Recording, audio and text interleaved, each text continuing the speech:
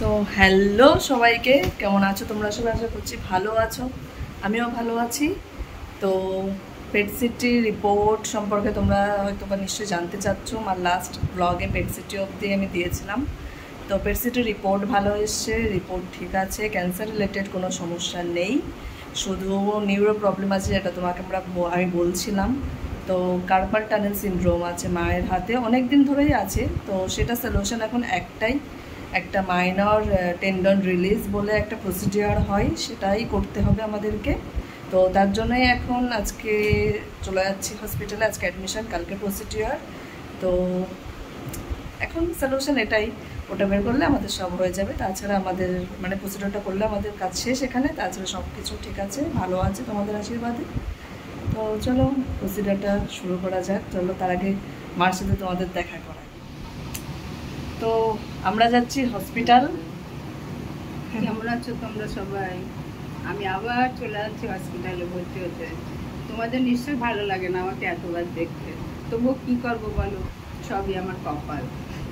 না, কপাল কিছুই না, পেরে করো। আমরা একটা সমস্যা হয়েছে, সেটা সলিউশন বের করার জন্য আমাদেরকে হসপিটালে যেতে হবে, একটা প্রসিডিওরের দরকার। তো সেটার জন্যই আমরা যাচ্ছি। তার জন্য দেখো কত হিরোইন সেজেছে, আঁচলগুলো কত সুন্দর হচ্ছে, একদম ম্যাগি। এইটুকু নিয়ে যা বেঁচে থাকা আর কি। তো আমরা রেডি হয়ে গেছি, আমরা এখন বেরোচ্ছি হসপিটালের উদ্দেশ্যে। টাটা। ভালো ভালো প্রসিডিওরটা হোক, করা যাক।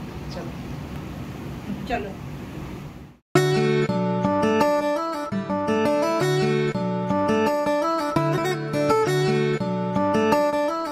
তো এই যে আবার আমি সেই পুরনো জায়গায়, পুরনো রুমে, আবার সেই পুরনো এক্সপিরিয়েন্সের কথা সব মনে পড়ছে। এই জায়গাটায় আসতে আমার একদমই ভালো লাগে না, তবু আসতে হলো। এই যে দেখো চা দিয়ে দিয়েছে, কারণ আমাদের আস্তে আস্তে, আমরা সন্ধ্যার পরেই এসেছি। তো চা দিয়ে দিয়েছে, গপু জায়গায় সেট হয়ে গেছে, মা বসে আছে আর আমিও আমার বেডে বসে আছি। এখন সবাই আসবে, ডকুমেন্টসগুলো দেবো, তারপর আমি একটু ফ্রি হব। তো গুড মর্নিং, আজ নেক্সট ডে মর্নিং। আর কালকে রাতে পরে আর কিছু শ্যুট করা হয়নি। তো সকাল সকাল আমি কফি নিয়ে একটু বসে পড়েছি। আর আজ মায়ের সার্জারি হওয়ার কথা আছে। এখন মায়ের একটু সকাল থেকে জ্বর এসছে, তার জন্য ওয়েট করছি কতক্ষণে জ্বরটা নেমে যায়। সকালে ওষুধ দেওয়া হয়েছে, এখন যদি সব কিছু ঠিকঠাক থাকে তাহলে আজকে সার্জারি হবে। দেখো মায়ের পেটে একদম সে আগের মতো করে শুয়ে আছে, যেটা দেখতে আমার একদমই ভালো লাগছে না। আমি ভাবছি কতক্ষণে সার্জারিটা হবে আর তাড়াতাড়ি আমি এখান থেকে চলে যাব, কারণ আমার এই সিচুয়েশন আর ভালো লাগছে না। তো যেহেতু মার আজকে জ্বর এসেছিল, তাই 24 আওয়ার দেখা হবে, তারপরে কাল সার্জারি হবে। তো আজ সন্ধেবেলা আমি মা একটু টিভি শো এনজয় করছি। তো আবার মা সেই লুকে রেডি হয়ে গেছে, আবার সেই সার্জারি পোশাক পরে, যেটা আমার ভালো লাগছে না। আর আমি সেই রুমের বাইরে ওয়েট করছি, মাকে নিয়ে গেছে ওটিতে, মাইনর সার্জারি, খুব বেশি টাইম লাগবে না। তো সেই আবার আগের মতো বাইরে বসে থাকতে হচ্ছে, দেখি কতক্ষণে মাকে বার করে দেয়। 3 hours later. তো সার্জারি কমপ্লিট করে মাকে নিয়ে আসতে আসতে প্রায় সন্ধে পার হয়ে গেছিলো, 7টার বেশি বেজে গেছিলো। তারপরে আমি আর কিছু শ্যুট করতে পারিনি, আজকে অনেকটা রাত হয়ে গেছে। আর এই দেখো মায়ের দুটো হাতে কিন্তু ব্যান্ডেজ করা, কাল আমাদের ডিসচার্জ হয়ে যাবে। আর সেই হাত দিয়ে মা কি সুন্দর করে ফোনটা মানে করছে, স্ক্রল করে করে রিল দেখছে দেখো, কারণ তার সময় কাটছে না আর মন খারাপ হচ্ছে। তো আমি ফোনটা একটু অন করে রেখে দিলাম, কারণ হাত দিয়ে অন করতে পারছে না। তো একটু রিল দেখলে হয়তো মনটা ভালো হবে, তো সেটাই দেখছে। তো নেক্সট ডে ফাইনালি আমাদের ডিসচার্জ হয়ে গেছে, আর এখন আমরা হোটেলের উদ্দেশ্যে যাচ্ছি, তাড়াতাড়ি চলে যাই, কারণ গিয়ে আবার অনেক প্যাকিং করতে হবে, আমাদের কলকাতা ব্যাক করতে হবে। তো আমাদের এখানে কাজ শেষ আর আমরা বেরিয়ে পড়েছি বাড়ির উদ্দেশ্যে। আর এই যে মা এখানে ক্যামেরা, হ্যাঁ। তো এই যে হাত দুটো এখনো ব্যান্ডেজ করা, আজকে ফার্স্ট ড্রেসিং হলো, ছোট ব্যান্ডেজ লাগিয়ে দিয়েছে। তারপর এখন আমরা যেতে পারবো, বাড়ি গিয়ে স্টিচ কাটবো। তো এখানে আমি আর কিছু ক্লিপ নিতে পারিনি বাকিটুকু, কারণ অনেক তাড়াহুড়োই ছিলাম। আমাদের একদিন ডিলে হয়েছে সার্জারি করতে, যার জন্য একটু বেশি সব কিছু মানে উল্টোপাল্টা হয়ে গেছে। তাড়াতাড়ি সব কিছু করে এখন আমাদেরকে যেতে হচ্ছে।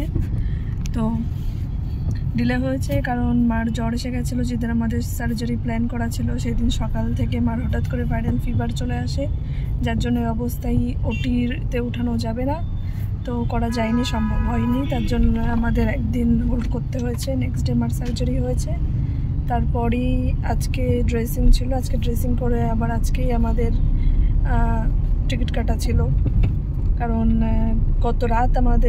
গতকালকে রাতে আমাদের ডিসচার্জ হয়েছে। আর ডিসচার্জ হতে অনেক লেট হয়ে গেছিলো, তো সেখানে এসে সব কিছু প্যাকিং করে গুছিয়ে আবার সকালে হসপিটাল যেতে হয়েছিল ড্রেসিংয়ের জন্যে, তারপরে তাড়াতাড়ি বেরোতে হলো। এসবের মধ্যে আমার আর কিছু ক্লিপও নেওয়া হয়নি, কিছু ইনফরমেশনও দেওয়া হয়নি।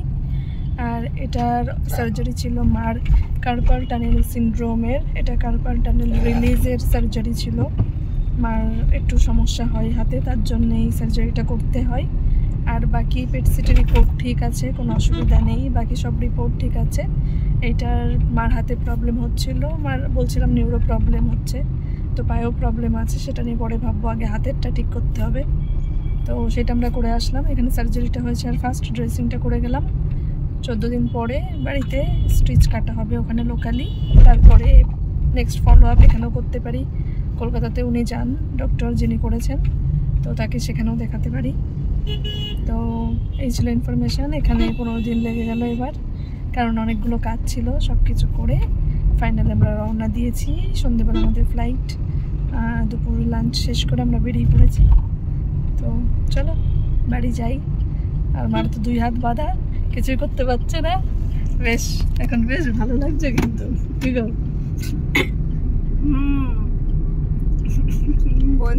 বন্দি হয়ে আছে।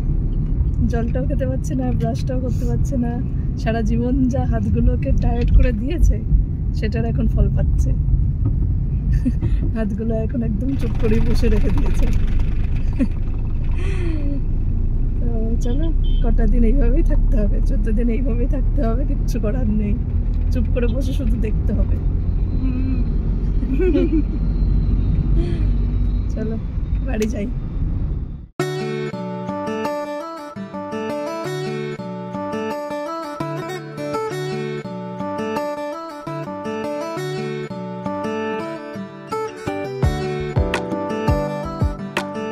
সব কিছু শেষ করে চেক ইন শেষ করে আমি আর মা এসে বসে পড়েছি বোর্ডিং গেটের সামনে।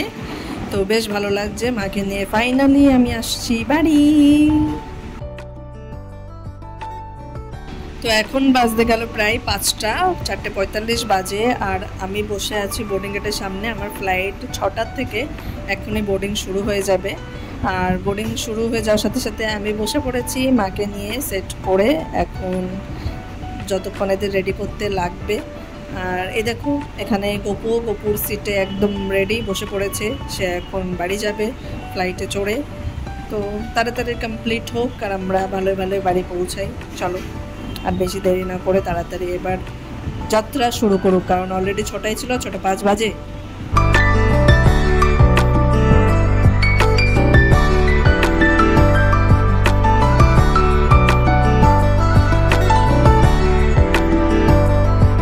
তো 3 ঘন্টা পর এখন বাজতে গেল 9টা আর আমরা ল্যান্ড করলাম। আর এই যে আমি এখনও লাগেজের জন্য ওয়েট করছি, আমার লাগেজের কোনো দেখা নেই। আর এই যে গুলুটার 2টো হাতে বন্ধ, সে কিছুই ধরতেও পারছে না, কিছু করতে পারছে না, তাই আমার পিছন ঘুরঘুর করছে। তো এখন আমার লাগেজ আসুক। আর কলকাতা এয়ারপোর্টটা খুব সুন্দর করে সাজিয়েছে দেখছি, বেশ ভালো লাগছিলো দেখতে, একটু ঘুরে দেখছিলাম। এখন দেখি আমার লাগেজ কখন আসে। সো ফাইনালি এখন 10:20 আর আমরা গাড়িতে আছি, আমরা বাড়ির দিকে যাচ্ছি। জানোই আমার বাড়িতে যেতে এখনও 2 ঘন্টা টাইম লাগবে। তো যাই হোক, আমরা চলে এসেছি, সব কিছু ভালোই মিটে গেছে। তো ব্লগটা এখানেই শেষ করছি, আসবো নতুন কিছু ব্লগ নিয়ে। তো ভিডিওটা ভালো লাগলে অবশ্যই আমার চ্যানেলটা সাবস্ক্রাইব করো, লাইক করো। দেখা হবে নেক্সট ব্লগে। সবাই ভালো থেকো, সুস্থ থেকো। তো টাটা।